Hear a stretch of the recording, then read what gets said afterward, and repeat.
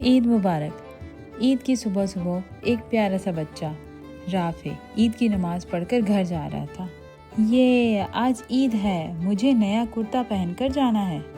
خوشی خوشی رافع اپنی اماں کے پاس گیا اور پوچھا، اماں ہم ہر سال بکرا کیوں قربان کرتے؟ اماں نے کہا، بیٹا یہ عید ہمیں حضرت ابراہیم علیہ السلام کی قربانی یاد دلاتی ہے، جب اللہ نے ان سے فرمایا کہ اپنے پیارے بیٹے کو قربان کرو، اور جب وہ خوشی خوشی اس بات پر راضی ہو گئے تو اللہ نے ان کی وفاداری دیکھ کر ان کے بیٹے کی جگہ ایک دمبا بھیج دیا۔ رافع بولا، تو ہم بکرے اللہ کو خوش کرنے کے لیے قربان کرتے ہیں کیا؟ اماں نے جواب دیا، ہاں بیٹا، لیکن اصل قربانی اپنی خواہشوں کو چھوڑنا ہے، دوسروں کا خیال رکھنا ہے۔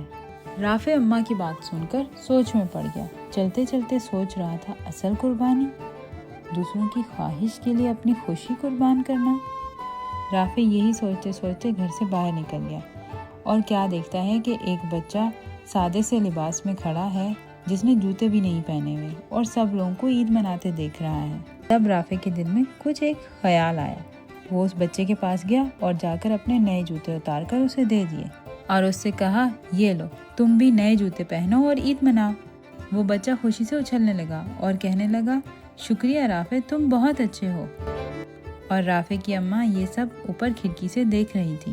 اس کے بعد جب رافع گھر لوٹا تو اس کی اماں نے اسے کہا، مبارک ہو، تم نے اس عید پر اصل قربانی کی ہے۔ اور پھر سب لوگ ایک دوسرے کو مٹھائیاں بانٹنے اور عید مبارک کہنے لگے۔ عید مبارک۔ تو سمجھے بچوں، اصل قربانی دوسروں کی خوشی کے لیے اپنی خوشی کو چھوڑنا ہوتا ہے۔ اور نانی دادی کی کہانیاں سننی ہیں تو چینل کو لائک اینڈ سبسکرائب کر دو۔